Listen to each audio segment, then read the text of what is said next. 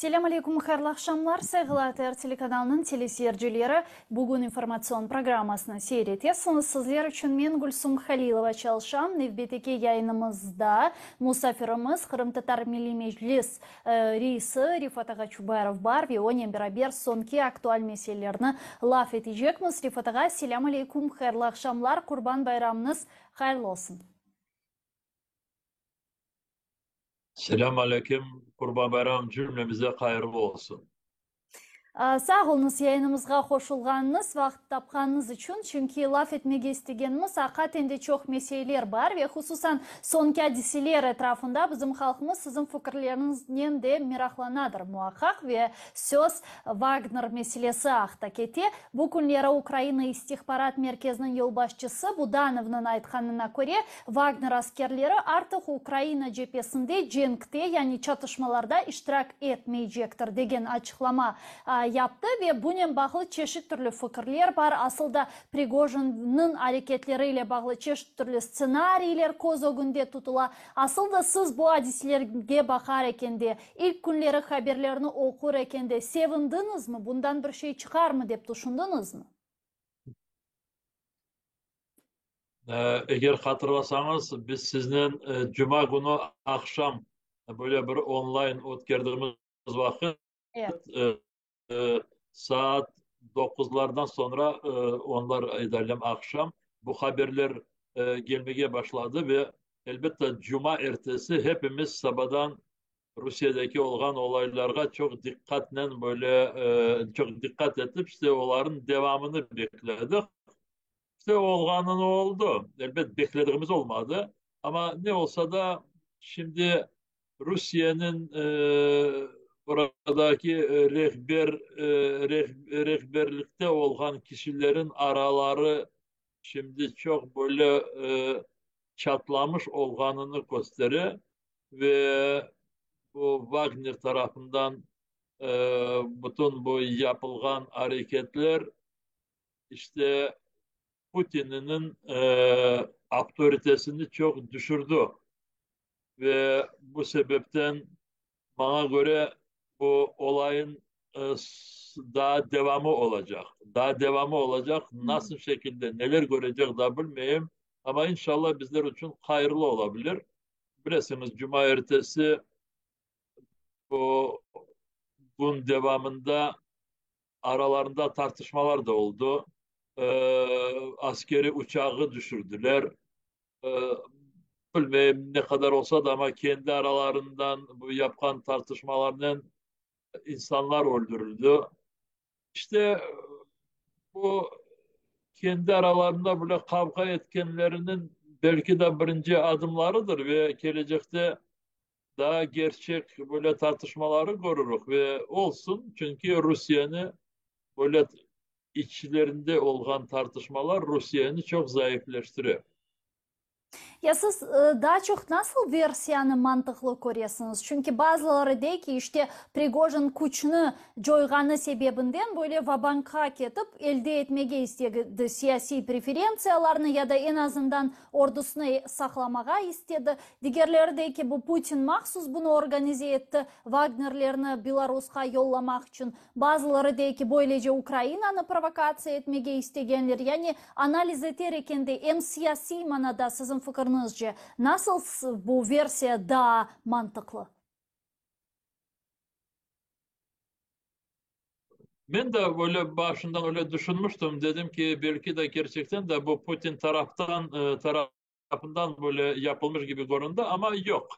Şimdi görüyorum ki çünkü Putin'in otoritesine çok böyle e, zor geldi bu olaylar da ve o sebepten ben düşünüyorum ki Putin bu olayları kontrolüne almaya çok böyle tırıştı ve bu sefer becerdi. Ama gelecekte böyle daha anlamamışlıklar şimdi Prigojin Putin demeyin. Belki de şimdi Prigojin bundan sonra onun durumu daha çok böyle zorlanabilir. Çünkü şimdi Putin tarafından Prigojin'e çok büyük karşılıklar olacak ve Putin'in tecrübesini hepimiz bilesiniz, hepimiz biliyoruz. Çünkü evvelde KGB'de çalışmıştı ve ille insana bir şeyler işte kendi düşmanına insan demeye de Prigojin'e olmay. Bu Prigojin'e bir türlü e, zorluklar çıkarmak için o yollarını tapar. Hı Ama hı. gelecekte böyle daha tartışmalar olsa Putin'e onun sonuna ya da o günü alması zor olacak gibi görünüyor. Ne sebepten oldu bu olaylar? Çeşitli türlü varyantlar var. Hı hı. Aralarında bu çok büyük para meselesi de var. Çünkü Putin de söze çıktığı vakit çok az olsa da ama bazı açıklamalar yapmıştı. Dedi ki bir sene devamında bu Wagner toplumu, askeri toplumuna en azı işte orada 80 kaç milyar 92 milyar Rus rubli. rublesi masraf edilmişti. Tamam işte 1 milyar dolardan fazla yapar, ziyade yapar. Bu çok çok büyük para. Ve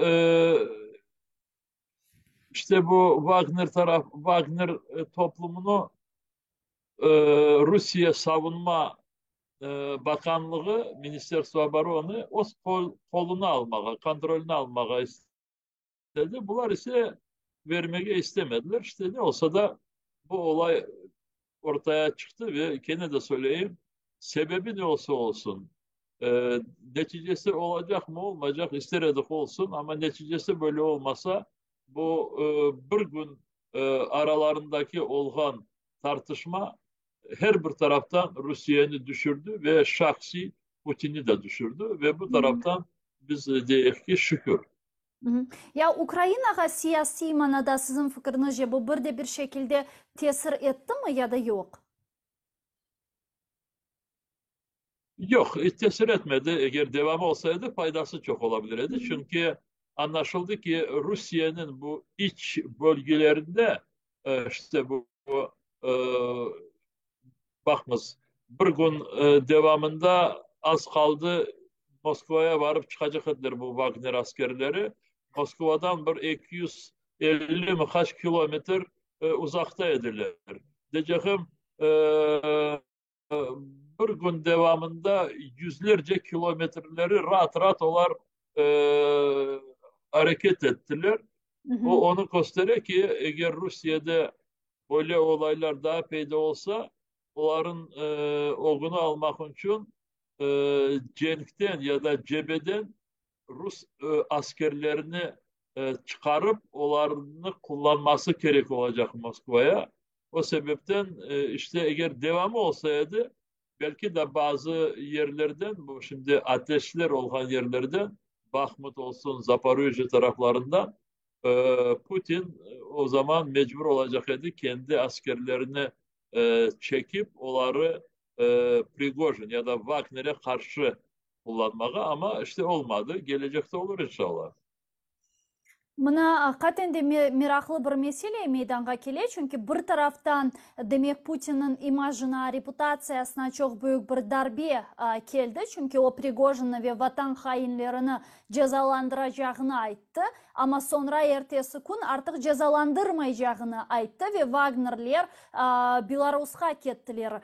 Diğerlerini hapishaneye taşlaganda işte onlarını öldürgenlerden Novichok'nen veya başka yerlerden ne içindir Prigojin'le Putin anlaşmak mecburiyetinde kaldı. Yani ne için sizin fikrinizce? Çünkü Putin isteseydi Prigojin'i öldürmesi bir iki dakikasını alırdı. Yok, o Cuma ertesi bu Wagner Rostov şehrini basıp algan sonra Hı hı. ve bazı e, kolonnalar Moskova'ya yol alganı sebebinden Putin'in şimdi o kadar gücü yok edildi de ve böyle Prigojin tarafından işte şartlara ruhsat vermeye razı olmaya mecburdu. Hı hı. Ve bu evet böyle kendi isteğinden yapmadı bunu. ve bunu göz önüne almaya gerek. İkinciden işte bu Kanada, Putin ve bütün Rusya'nın yüzsüzlüğünü gösteriyor. Çünkü bakınız, Wagner tarafından büyük askeri uçak vuruldu ve yıkıldı, düştü, E, patladı. Şimdi hatırlamayayım, 6 tane mi, kaç tane pilotlar öldürüldü. Tek bir uçaktan bağlı. Bazı yerlerde insanlar öldürüldü. Bilmeyeyim, başka zararlar yapıldı. Ve Putin çıktı dedi ki afu edeyim dedi. Bir şey size karşı dava olmayacak. Şimdi hatırlarınız 26. 25. İyun günü bu Kırım Tatar Milli Bayrak Günü'nün arifesinde bizim üç vatandaşımız Rustem Kurnosov, Enver Hüseyinov, yanlışmasam, ve Ebabel İbrahimov, eğer yanlışsam affetsinler arkadaşlar. hı Şimdi hı, onlar üç kişi arabanın Akkaya keteler, Karasu Bazar'ın yanında bayrak götürecekler. Kırım Tatar milli bayrağına böyle bir işte gösteri yapmaya düşündüler. Ve bu bizim kişilerimizi polisler tutup mahkemeye alıp varıp mahkemede hepsine 20 bin para cezası verdiler de ve dediler ki Rusya kanununu bozdunuz da o sebepten biz sizi işte cezalayız. hı hı. Şimdi bakınız, adamların o kadar yakşı niyetleri de sonunacık bildikleri gibi kanunu kullandılar. Bu yerde ise binlerle askerler silahla devlete karşı çıktılar. Devletinin uçağını düşürdüler. İnsanları öldürdüler. Akıbeteyi. İşte bu Rusya. Bunu her vakit çok ve hiçbir vakit unutmamaya gerek. Ve Kırım'da bazıları dedikleri vakit bu kanunla yaşayıp da kanun eğer Rusya'nın kanununa insanlar karşı çıkmasalar o vakit başlarına hiçbir türlü bela değil. İşte bana öyle yasaklanmış teşkilatlar var iken, öyle bilmeyeyim yasaklanmış kitaplar var iken, evinizde o kitapları tutmamız. Yok, ondan değil. Hepsi sen Kırım Tatarsın mı? Hiçbir şey yapmasan böyle başını kesecek. Sen Rus askerisin mi? Sen banditsin mi? Eğer sen şimdi devlet istediğini yapsan seni her vakit biz aklayacak ve seni hiçbir vakit zorlukta bırakmayacak. İşte Rusya. Aynı zamanda mында böyle bir şey de var. Malum olğan ki bu cenkte cebede mına Wagner askerleri en mühim noktalarını tuta ediler ve hatta Rus daimi ordusunun işgal etip olamağını 9 aydan beri Bakhmut'un işgal edildiğinde Wagner askerleri bir ise koştu desek yalan olmaz ve hatta Ukrayna askerleri bile bunu kabul ettiler ve hakikaten de o yönelişte Wagnerlerinin çatışkanlarını ayta ediler. Yani herhalde Putin'in bu Wagner askerlerine ihtiyacı var. Çünkü seferberlik çerçevesinde bir hafta sonra cebege yollanılgan askerler, onlar sadece onların hiçbir tecrübesi, hiçbir savaş cenk tecrübesi yoktur. Wagner askerlerinin kıyaslanganı vakit ve bu sebepten Putin de bu askerlerge muhtaç olganı da aynı zamanda gördük. Bu da Putin'in zayıflığını da bir kere gösteredi, değil mi? Şimdi birinciden bu Wagner askerleri için. Hı hı. Şimdi gerçekten de onlar biraz diğer askerlere baktığımız vakit ziyade böyle cenkleşirler. Ama kahramanlıktan değil. Kahramanlık diyen şey onlarda yok. Becerisizlikten. Hı Çünkü hı. Wagner askerleri bir parçası büyük paraya cenkleşirler ve bu kısım evvelden Afrika ülkelerinde, Suriye'de, diğer ülkelerde tecrübe kazandılar ve tecrübelerine göre onlara çok büyük para verirler. Hı hı. Şimdi Ukrayna'ya karşı cenkleştikleri var. Bakın. Ve onların yanında binlerden Rusya'nın hapisinden e, böyle işte bu askerliğe alınan Rus vatandaşları ya da Rus vatandaşları böyle olmasa diğer ülkelerin vatandaşları ama kimler Rusya'nın hapislerinde cezalandılar ve orada şimdi olalar. Diyeceğim bu hapiste olan kişileri e, şartlar koyuyorlar. 6 ay eğer sen cenkleşsen o vakit seni bütün bu hapiste de olacağını devlet affetti ve sen şimdi serbest olasın. Hı hı. İşte bu insanlar becerisizlikten ya da her bir taraftan böyle bir kapkan gibi kapkanka düşün gibi olalar da ve o sebepten biraz ziyade cenkleşirler. Bu birincisi. İkincisi elbette Putin için ve de onun generalları için her bir cenkleşen kişi şimdi çok önemli. Ve görüyorsunuz şimdi Putin büyük böyle bir seferberlik ya da mobilizasyon böyle ilan etmeye da sakına. İyi. Sakına çünkü bir taraftan toplum bunu kabul etmeyecek ve eğer Moskva, Sankt Petersburg diyen şehirlerde, başka büyük şehirlerde çok insanları mecburi Rus askerliğine alsalar o vakit belki de oradaki insanlar belki de meydana çıkabilirler. Ve ikinci taraftan şimdi böyle mobilizasyon böyle ilan etse de bu insanları giyinecekleri, silahları, yiyecekleri, yatacakları o da çok hazır değil. Ve o sebepten elbette Wagner askerlerine Putin'in ihtiyaçları var idi. Ee, muhtaç idi. Ama şimdi çünkü Putin'e karşı bu askerler kendilerini alıp vardılar da elbette onlardan bir parçasını razı olan kişileri kaldırırlar askerlikte. Diğerlerini bana göre dağıtacaklar Hı ve hı. korumlu soylarını belki de baskınlar yapıp belki de ölüme de getirebilirler. Putin bunu boş kaldırmayacak. Çünkü Putin o kadar çok korktu ki o günleri o kendi korkusunu birisine affetmeyecek. Hı hı. Ya Lukashenko sizin fikrinizce bu bütün olan bitenlerde müstakil şekilde hareket etti mi ya da sadece Putin'in emirlerini yerine getirdi? Putin'in emirlerini yerine getirdi. O şimdi çok okurta Lukashenko.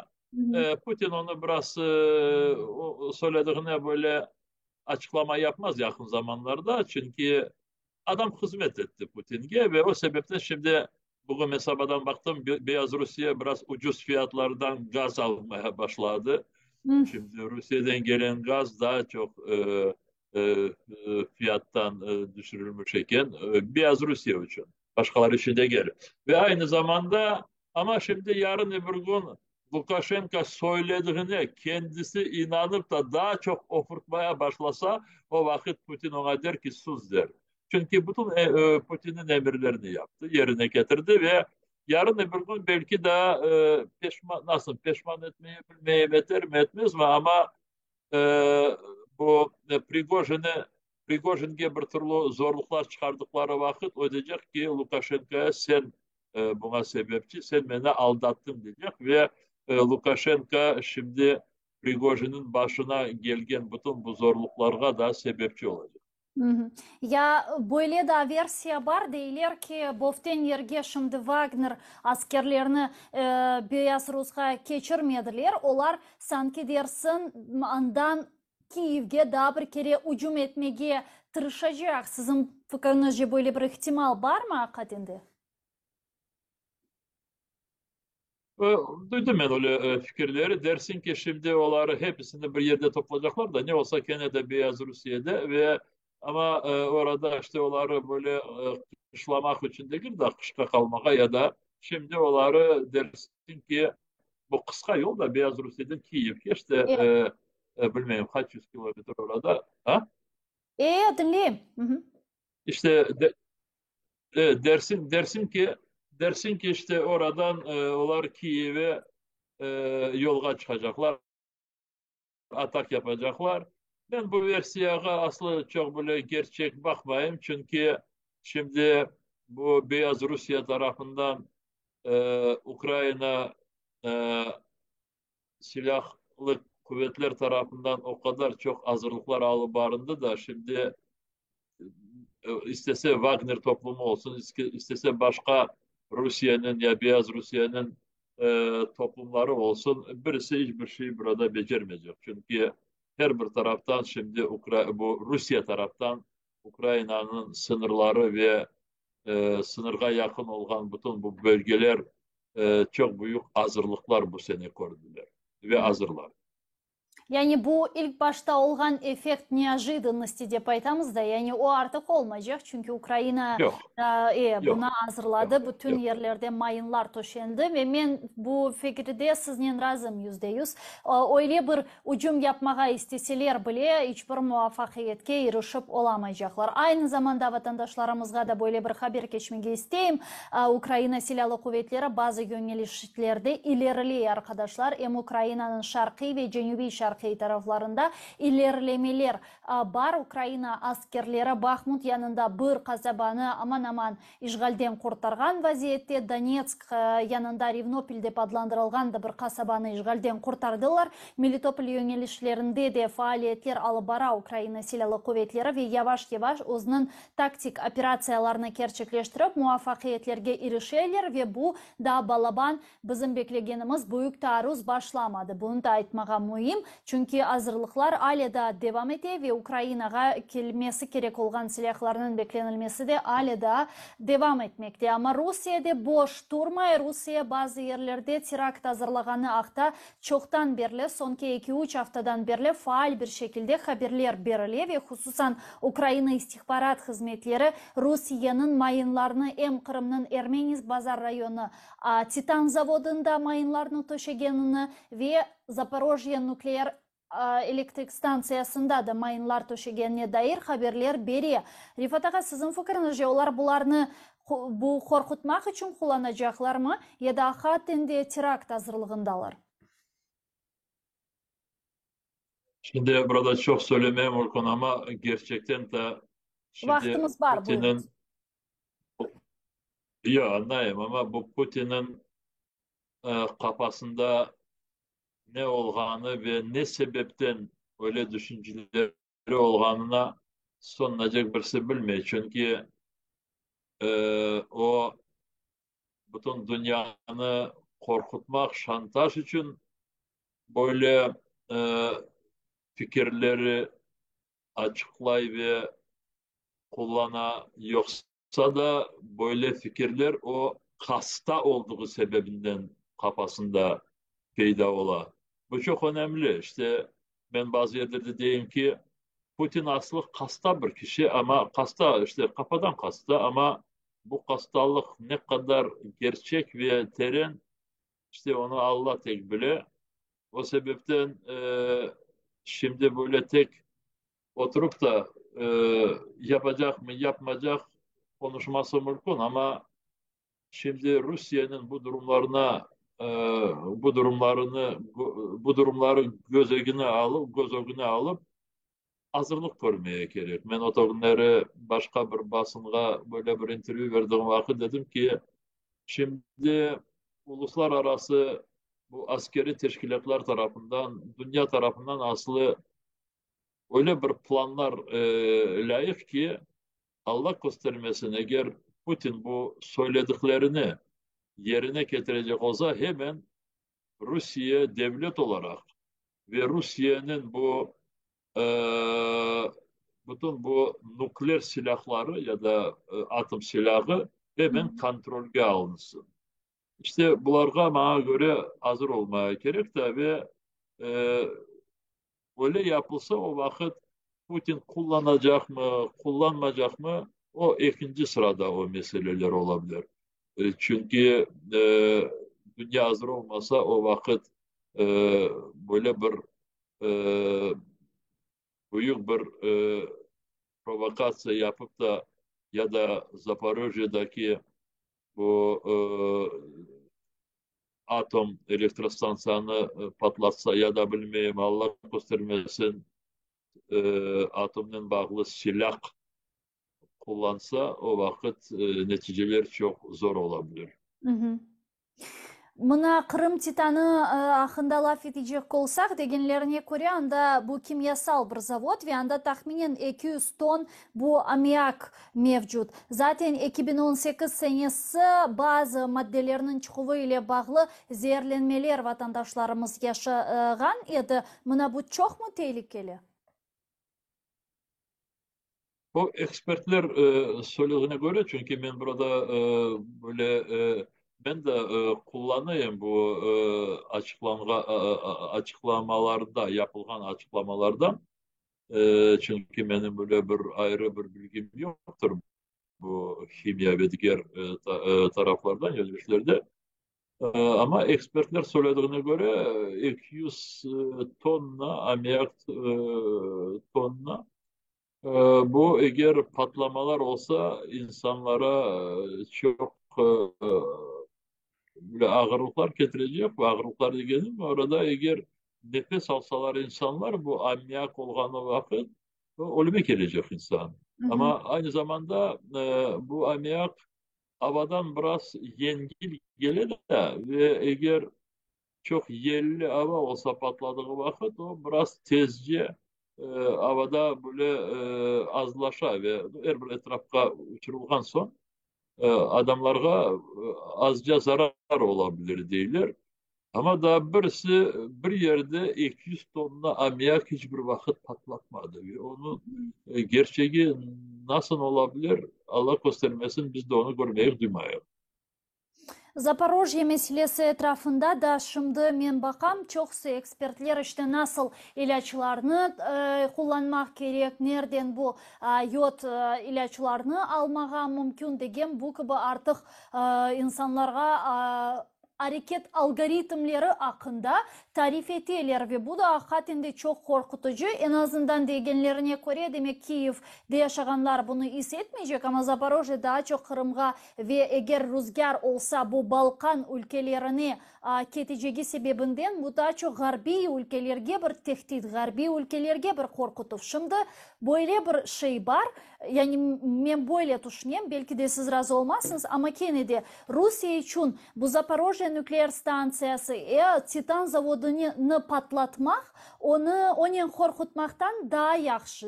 Yani daha faydalı. Bunu korkutmak daha faydalı. Çünkü misal olarak onlar patlatsa zaten sizin de aytkanınız gibi anlaşıldı. Demek darbe olacak ve Rusya degen bir ülke kalmayacak. Ama yok biz patlatacakmız, yok biz korkutamız, sizlerini tehdit etemiz, şantaj yapamız ve ilahi bu garbi ittifakdaşlar için daha korkutucu gelebilir. Böylece Rusya Ukrayna ordusunun taarruzunu toktatmak isteyecektir ki Ukrayna'nı bu müzakere masasına oturtsun ve Ukrayna bunlarını kabul etsin. Ukrayna kabul etmese bile Garbi ittifakdaşlar Ukrayna'ya baskı yapsın, Ukrayna kabul etmesi için. Çünkü Rusya için bugün ateşkes ilan edilmesi ve müzakere masasına oturtması bu artık bir galibe gibi olacaktır. Son güçlerini toplap yeni saldıracak. Sizin fikrinizce bu müzakere masasına oturtmasını yapabilir mi? Yani muvaffakiyetli olabilir mi Rusya bu meselede korkutucularla patlatacakmız deyip? Bana göre yok. Bu şantajlar endi bu e, şantajlarga esaslanıp Putin istediğini endi hiç becermeyecek. Çünkü yok şantajlardan elbette sakınacaklar. Dünya tarafından çeşitli türlü hazırlıklar alıp alınır belki de ya da çeşitli türlü çağrılar olabilir. Bazıları derler ki masa etrafında oturayık, bakayık. Ama şantaj endi böyle alet, mekanizm olarak endi çalışmayı ve endi Ukrayna'ya geldiğimiz vakit çalışmayacak. Çünkü Ukrayna'nın pozisyonu o kadar çok ve e, böyle kaytıp söylenmişti ve anlatılmıştı ki Tunevin misal için Ukrayna Cumhurbaşkanı Volodymyr Zelenski bu Ukrayna'da anayasa günü olan sebebinden Ukrayna parlamentosunda büyük bir çıkışı yapmıştı. Eğer o çıkışını sizin teleseyircilerden gözlemiş kişiler, bakmış kişiler olsa onlar ben söylediğimin şimdi farkındadır. Farkında olar. Kaytarıp kaytarıp Volodymyr Zelenski dedi ki Rusya'nın askerleri bizim toprakımızdan çıkmayınca biz de işte bütün bu işgal edilen bölgeleri azat etmeyince biz hiçbir türlü anlaşmalara davranmayacak ve davranmayacak deyip onu anlattı. Hı Ve bu hı. sebepten şimdi Putin de bunu endi biraz anlay. Ama işte bakarız demesi de çok doğru değil ama belki de bu şantaj zamanı gelse de ve şantajını kullanmaya başlasa o vakit bakarız nasıl ve ne taraftan adımlar yapılabilir. Belki de bu adımlar Batı ülkeleri tarafından değil de orada da Kitay var, Türkiye var ya da işte Rusya'nın kendisinin toplumu var. Putin şimdi ana bu Cuma ertesi olan darbe edecek. İşte Hı hı. becerilmemiş darbeden sonra daha çok böyle zayıf oldu. Ve Putin şimdi bir sene evvelsi olganı Putin değil.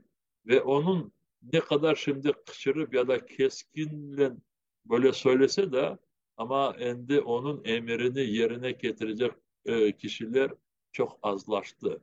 Ve bunu Putin de anlayın. Hı Putin hı. de anlayın. İşte şimdi burada bana göre biraz başka bir mesele değil de başka böyle biraz farklı bu meseleye bakmaya gerek. Putin şimdi kendi hayatını sonuna dek e, saklamaya davranacak mı yoksa kendi hayatını sonuna getirip başkalarını da bu durumga getirmeye çalışacak. Benim için bana bu sual. Çünkü Hı işte hı. gene de bu kastasına geliyorum. Kafası ne kadar hasta iken öyle bir paranoik mi yoksa bir insan duyguları var da ve kendi hayatını şimdi saklamaya biraz davranacak gibi olsa o vakit e, bu şantajlar sınırsız olmaz. Ama paranoik olsa işte bu mesele var. O sebepten dünya bunu çok dikkat etmesi gerek. Putin paranoik olsa onun etrafını boş kaldırmaya gerek. Onun etrafındaki bütün kişileri ondan uzaklaştırmaya gerek. Çünkü bu paranoikinin emrini birisi yerine getirmesi. Hı hı. İşte eğer Putin hayatını saklamaya davranacak olsa o vakit belki de ona bazı teklifler yapmaya gerek. İşte böyle yapsam hayatımı saklarım, mahkeme olur ama seni öldürmezler. Hayatıma son derece yaşarsın ama mahkemede yaşatacağım. İşte öyle bir şeyler. Bunu bana göre bu bizim işimiz değil de ama bana göre çok taraflardan böyle şimdi düşünceler var ve belki de onları yerine getirmek için hareketler de yapıladır diye düşünüyorum. Yani herhalde cenkni devam etmek Putin'in menfaatine. Çünkü ne kadar cenk devam ettikçe o serbestlikte kalacak veya hayatını, ömrünü saklayacak. Yani cenknin devam etmesi onun hayatının Ama bir garantiyası. her bir insan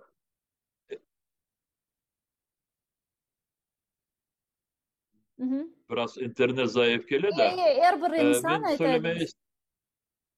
her bir insan e, bilesiniz e, hayatın sonu kelgenine yakınlaştığına böyle düşünmeye istemeyi de ve şimdi Putin 70 kaç yaşına geldi? 70'e geldi mi o? 70 Evet. yaşına gelse de ama kendisi çok böyle daha uzun e, yaşayacağına belki niyet etedir. İstegi o kadar vardır ama Allah tez versin de onun sonunu. Ve o sebepten o anlay bu cenk devam edip de hayatının hayatta olacağını uzatması ya da devam etmesi biraz zorca. Şimdi bu cenkin devamı e, Putin buna hazırdır. Ve Rusya'nın potansiyeli da var o kadarlık. Ama Cenk'in devamı Rusya için de çok beklemediğimiz zorluklar çıkarabilir. Bana Hı işte hı. 2-3 gün evvelsi bu Prigozhin tarafından, Wagner tarafından bunu çok su beklemedi. Yarın öbür gün daha bir şeyler olabilir. O sebepten Putin anlay ki eğer hayatını saklamak için böyle hareketler yapacak olsa başka yollarını arayışı gerek. Tek Cenk'ini devam edip de hayatta olacağım demesi o biraz aptalca. Yani takip edecek mesela aytkanınız gibi Putin'in akıl sağlığına bağlı olan bir şey mi?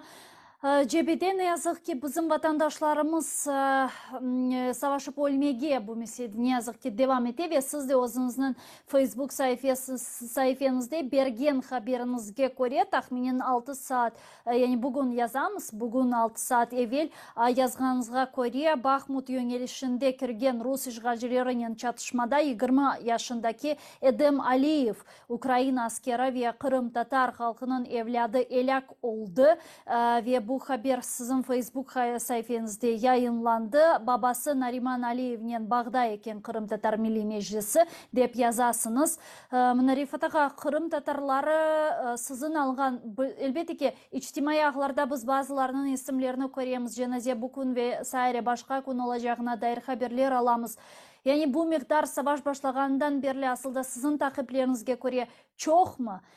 Savaşkan vatandaşlarımızın miktarı ne kadar, ölgenlerinin miktarı ile bağlı bir tendensiya, bir statistika var mı?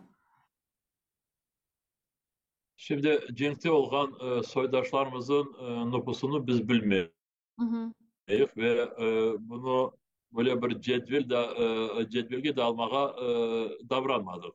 Hareketler yapmadık. Çünkü bu mümkün değil. Şimdi Cenk zamanında çünkü askerlerimiz çoxsu Kırım'dan ve onları bir cetvele getirip de adlarını, isimlerini, doğan senelerini, ana babaları, kim, yaşayan yerleri biz onu layık görmedik.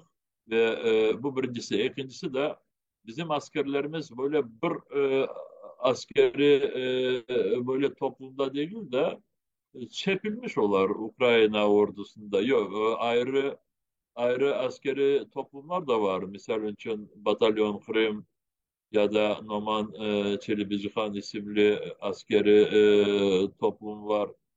Ama çoksu bizimkileri böyle ayrı ayrı bölgelerde, askerlik bölgelerde ve biz her bir yere askeri soydaşlarımıza haber ettik. Dedik ki istediğiniz vakit ya gerek olduğu vakit bize bildirebilirsiniz. Bizim size ne yardımımız olacak gibi ne yardımımız olabilir? Biz onlarını yapmaya hazırız deyip öyle bildirmiştik. Hı hı. Ve arkadaşlarımız bilirler. Eğer bir yerde Kırım Tatarı Allah göstermesin şehit olsa o zaman bizi hemen birisi haber etti. Ya da oradaki Ukrayna onun savdaşlarından birisi. Çünkü insanlarımız değiller. Eğer Kırım'daki olan insanlarımız anlattılar. Eğer Allah göstermesin bir şeyler olsa işte benim için haberini ona haber edersiniz deyip verirsiniz deyip gösterir. Bazıları akrabalarını gösterirler. Ukrayna tarafta olan akrabalarını. Bazıları meclisi gösterirler. Bazıları biraz böyle cenko, çeşit türlü zorluklar da çıkar. Şimdi onları anlatması gereği de yok. Şimdi bana bu günleri bizim iki soydaşımız şimdi cenaze o günde.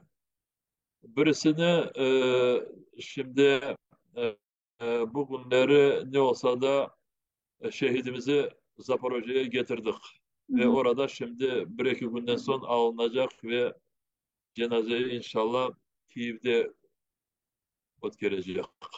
Hı hı. Şimdi Edem diyen dostumuz, onun babası Kherson'da. Ve Kherson şimdi azat edildi Rus işgalcilerinden. Babası bize bildirdi.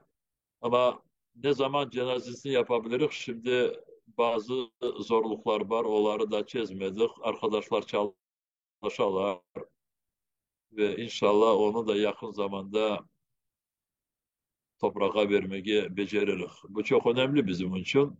Hı hı. Bazı devlet taraftan da prosedürler var. Onları mutlak yapmaya gerek. Ama birinciden bu askerini vefat etken ya da öldürülgen yerinden işte e, oradan onun savdaşları çıkarışı gerek. Burada bazı yerlerde zorluklar ola. Başka açıklamayacağım ama iki cenaze bizim bu günlerimizin o günde dura Ya olacak hakikaten de çok inşallah. yazık. 20 yaşında, 20 yaşında deyip yazarsınız Sedem Aliyev degen Allah rahmet eylesin. Mekanı cennet olsun. Ailesine, korantasına, ana babasına Rahmet ve eylesin. yakınlarına Allah sabırlar versin. Ne yazık ki bu cenk arkadaşlar ve cenk şaraitlerinde ölümlerinin olması bu ne yazık ki bugünkü şartlarda imkanı ve ihtimali yüksek ve onlar arasında da Kırım Tatarlar elbette ki Ukrayna'nın müstakilliği ve bağımsızlığı için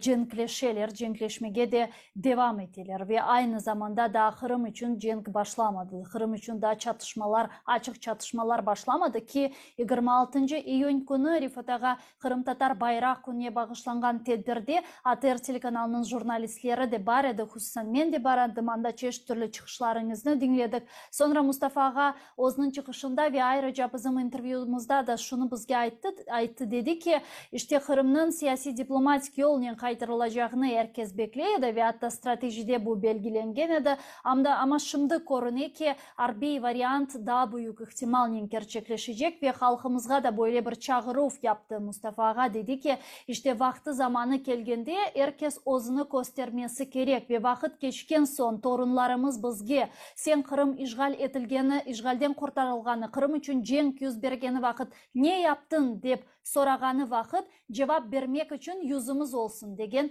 böyle bir çağrıda Mustafa Ağa bulundu halkımızga ve o'zining bizge bergen intervyusunda. Siz bu mesele etrafında ne düşünüyorsunuz? Aslında halkımızdan Kırım'da ne beklenili çatışma başlasa Kırım için?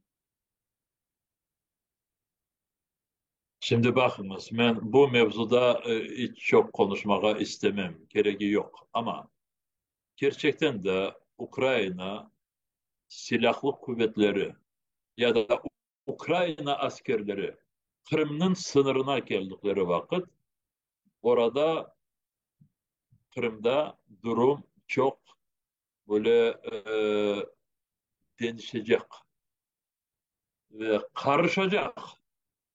Bir taraftan Rus askerleri tezce Kırım'ı terk edip kendi Rusiyalarına gitmeye yollarını arayacaklar. Hı hı. Biz bilmeyiz. O vakit kopur saklanacak mı, çalışacak mı, çalışmayacak bilmeyiz. Belki tek paromlar kalabilir. Bu şimdi Keriç ve Kafkas, Port Kafkas tarafında parom katnay 6 tane orada bu gemiler. Diyeceğim çok böyle karışık olacak durum. İşte bizim soydaşlarımıza ve Ukrayna komşularımızla buna hazır olmaya gerek. Birinciden kendilerine böyle belalar olmasın, zararlar olmasın. Onun için ben evvelden söylediğimi daha bir kez söylemeye isteyeyim. Eğer Allah göstermesin bu Kırım azat edildiği vakit biraz bombalansa ya da raketler kullanılsa kendimizi ve yakınlarımızı saklamaya erteden yerlerini hazırlarız. Bu mutlak şimdi yapılsın. Ben bunu kaç kere söylediğim vakit oradaki Kırım'daki Kod televizyon kanalı ve bu Elvina Seyitova ve diğerleri derler ki bana Refat Çubarov milletimizi mutlak korkuta da ve milletimiz Kırım'dan kaçtıklarını isteyeceği böyle bir propaganda yaparlar. Yok. Kaçacak kişiler endi kaçacak kişilerin endi yaxşı biliyor. Elvina Seyitova, onun bütün bu program aslında gelenleri, Albert Kurşut ve diğerleri. Milletimiz orada kalacak. O sebepten böyle bir hapansızdan bir zorluklar olmasın deyip işte biraz evvelden hazır olsunlar. Ama şimdi askerler girdikleri vakit kim nasıl davranacak? Onu oradaki vaziyet gösterir. Nasıl yollar ne yerde kapatılacak, nasıl kapatılacak, neler kullanılacak. Şimdi onu şimdi konuşması layık değil. Ama insanlar Mustafa Kemal'in söylediği gibi elbette Rusların orada test kitkenleri için yapacaklarını inşallah yaparlar. Bilesiz, şimdi Kırım'da FSB xadimleri faal bir şekilde sözde diversantlarını kıdıra. Çünkü bazı yerlerde patlamalar meydana geliyor. De demir yol patlamaları, de demek askeri üsler ve askeri Rusların limanları ve ilahya ve bu sebepten Kırım'da diversantlarını kıdıralar. İki günde bir işte ya Akyar'da ya Yalta'da ya Keriç'te başta 23-20 sonra 40-43 sonra 62 yaşındaki yer adamlarını atta tutkanları hakkında haber bilirler ve demek böyle sözde Kırım partizanlarını kıdıralar ve Kırım'dan da partizanlar çeşitli türlü bazı açıklamalar yapar. Buna bu partizanlar meselesine nasıl bakasınız Rifat Ağa? Yani bu hakikaten mi Ukrayna için çatışkan partizanlar mevcut Kırım'da ve böyle şeylerge yol açkan ya da bazıları degenine göre bu mahsus operasyon olabilir Ruslarının işte daha da çok baskılar gerçekleştirmek için ve ilahire ve bir ayaklanma mı hazırlanan nasıl görüyorsunuz bu meselelerini? Şimdi burada da çok konuşmayacağım ama ben size bir misal göstereyim. Hı hı. Hatırlarsınız 2016 mı 17 seneleri bu Sivas tarafından Kırım'da böyle bir davranış olmuştu. Bu askerleri FSB hadimlerine e, ateş açılmıştı ve Ruslar hemen kışırmaya başladılar. Diversantlar, diversantlar deyip işte bu Kherson tarafından bir grupa girmişti. Ve o Aha. vakit o kadarlık bilirdik ve onu da böyle çok bazı kişiler biraz karan belki de ziyade bilirdi. Sen şimdi gülümsüredin de jurnalistler her vakit biraz ziyade bilirler. Onu da anlayayım ben. Aha. Yani misal için bizim oradaki bu blokadadaki olan bazı askerler bilirler. Evet, Lenor sağ olsun. Onun da Bile. hizmeti vardı o vakit. İşte bak arada bir 6 sene geçti de şimdi açıklamalar yapıla.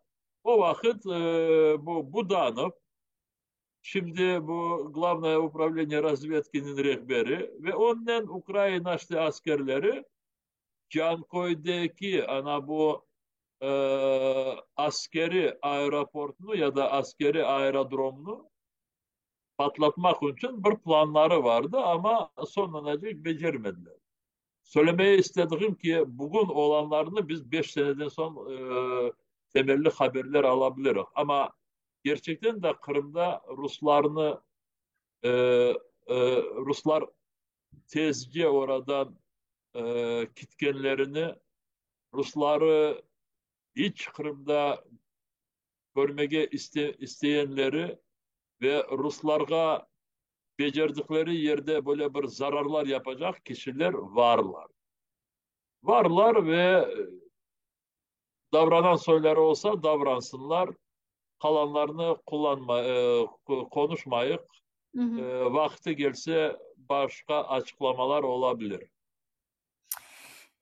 Takip edecek mi? Şimdi bu Jovta Striçka hareketinde zaten Kırım'da bulunan insanlar nasıl olsa da onun karşılığını sarı mavi renklerle bile gösteriyorlar. Yani herhalde insanlar Ukrayna Silahlı Kuvvetleri'ni Kırım'da beklegeni veya Kırım için bir çatışmalar olabileceği ihtimallerini göz önünde tutar ve bunu anlayırlar ve bu gibi yayınlarımızda bunlarını laf etmek aslında çok mühim. İnsanların da aslında anlamaları için ne olabilecek bütün ihtimallara herkes hazırlanması zarurdur. Çünkü yarın öbürsü gün ne olacağını kimse bilmiyor. Mesela olarak Prigojin'in bile böyle bir darbe, böyle bir isyan başlatacağını kimse düşünmüyordu. Birden böyle haberlerge uyandık, birden sabah uyandık, Rostov işgal edilgen. Ama elbette ki bunun sonu başkaca bizim beklegenimiz gibi olmasa da ne yazık ki. Ama herhalde Ama burada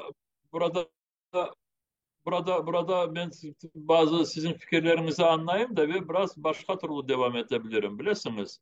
Şimdi bu Ruslar o kadar kontrolü olduğu vakit gene de her bir insan Ruslar oradan tez ketkenlerini ve Kırım tez azat olganını isteyen her bir insan kendisi yapacağını şimdi yapabilir. Birinciden hiçbir adımlar Rus işgalcilerine yakınlaşmasınlar. Hiç yakınlaşmasınlar. Bunu kaç kere söylemiştik beraberlikte Gülsüm Hanım. Evet. Dedik ki lekelenmeniz, bulaşmanız ve Rus bayrağının yanında bizim bayraklar aslı yakında gelmesin. Bana o günleri bu Kırım Tatar Milli Bayrak Kunu. Gene de bunlar ne yaptılar? İşte birisi foto balalarının Kırım Tatar milli bayrakları ve Rus Federasyon'un bayrakları işte Kırım'da barış, Kırım'da tınçlık, Kırım'da muhabbetlik. Bunu kim yapar? İşte kendisine mufti diyen Emir Ali. Emir Ali böyle balların etrafında bilmeyeyim siz gördünüz mü görmediniz bana Kırım'dan yolladılar. Ve dersin ki Kırım'a baklık gelmiş iken Rusya Kırım'ı basıp algan sonra. İşte böyle kişilerge yakınlaşmasınlar milletimiz. Bu birincisi. İkincisi orada hapiste olan 135-140'a yakın Kırım Tatarlar varlar. Diğer Ukraynalılar da varlar. Şimdi bana bugün Kurban Bayramı'nın ikinci günü. Tunev'in hepimiz kimlerin böyle çareleri var idi. Yakınlarına varıp işte bayramdan hayırladılar, kucaklaştılar, sevindiler. Bana bugün yarın bayram günleri ve tek bayram günleri değil.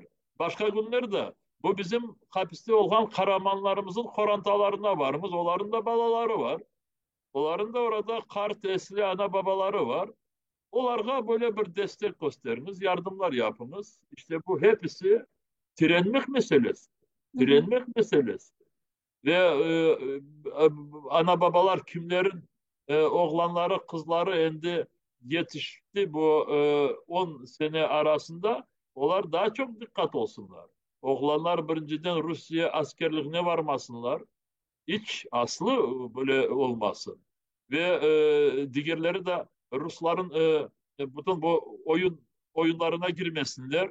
İşte Rusya'daki çeşitli türlü festivaller ya da bilmeyeyim olimpiyatlar elbet hayatı toktatması mümkün değil ama Rusların şimdi o bütün etrafta çıkargan çamurlarga bulaşması gereği yok.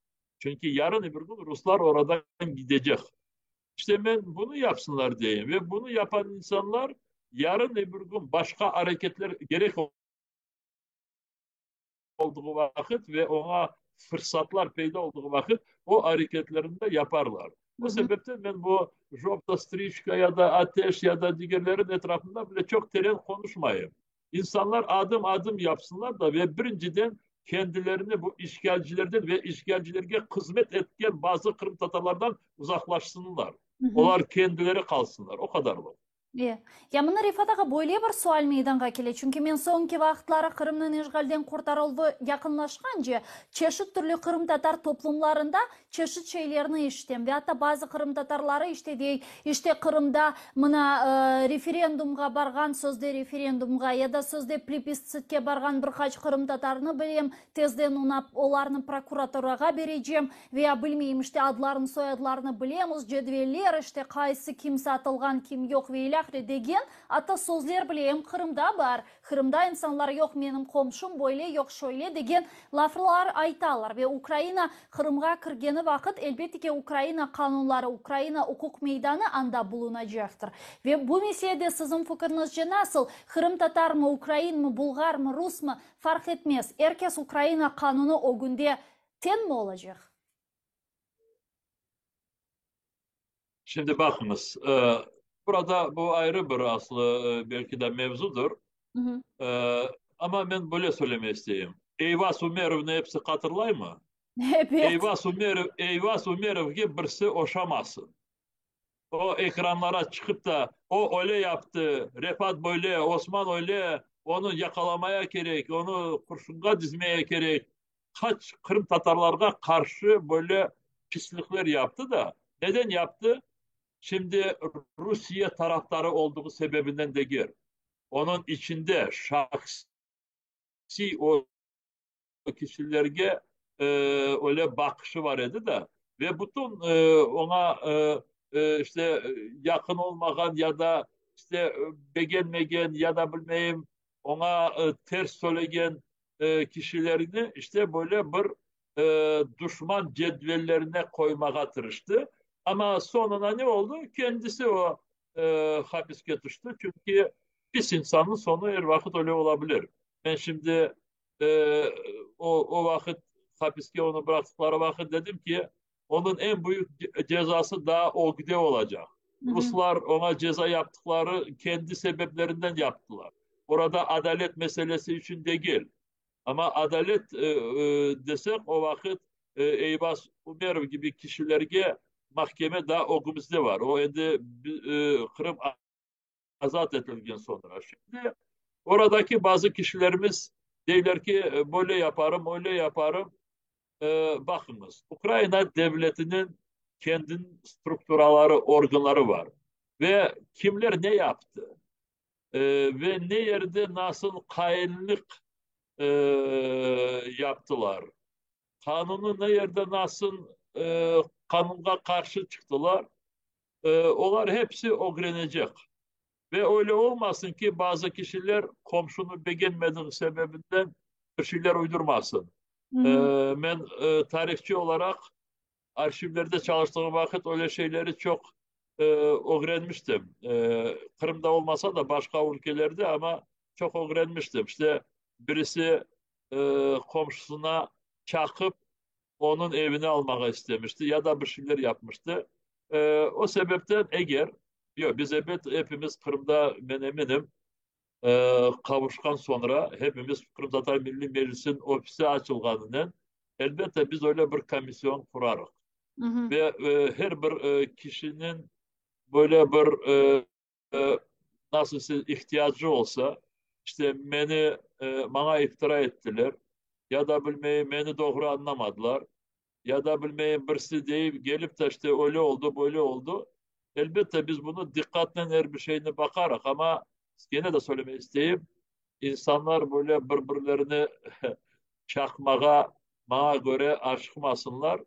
Çünkü yapılganı gerçek yapılgan hainlikler hepsi meydanda korunar. Hı hı.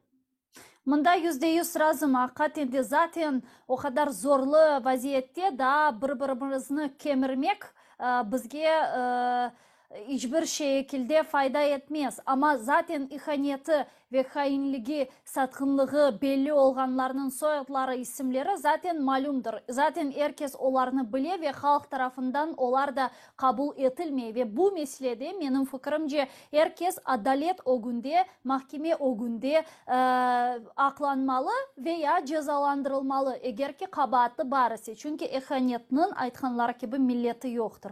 Fark etmez. Mında millet nasıl olganı benim fikrimce. Çünkü mında adalet yerini bulması zarurdur. Ama çok şükürler olsun ki halkımız arasında böyle hainlikке, satkınlıkla, ihanetke uğraganlarının miktarı çok değil ve hatta az desem yalan olmaz. Azlarında zaten herkes bile adlarını ve soyadlarını. Rifat ağamla son olarak bir iki dakikamız da var yayınımızın yekunlenmesine. Bayrak günümüz oldu. Kurban Bayram aleda devam etmekte. Halkımızga aytmak istegeniniz bazı bir şeyler var mıdır? Buyurunuz son olarak. Elbette başladık ve sonuna da hayırlarla bitirmek isterdim. Kurban Bayram hepimize hayırlı olsun ve tüm evin Kırım Tatarlar yaşayan yerlerinde camilerde ibadet evleri varıp bayram namazlarını okirdiler. Ben şimdi bu Kiev'deki olgan Kiev'deki camilerde olgan namazları yaxşı bilem. Arkadaşlar haber ettiler ve kendim de olgan camide her bir yerde bu bayram hutbelerinde işte bütün anlattıklarımız Kırım'la bağlı. Yakında hepimiz Kırım'da birleşeceğimizi konuştuk. Dualarımızda, namazlarımızda işte Allah'tan tezce Kırım azat edildiğini yalvardık.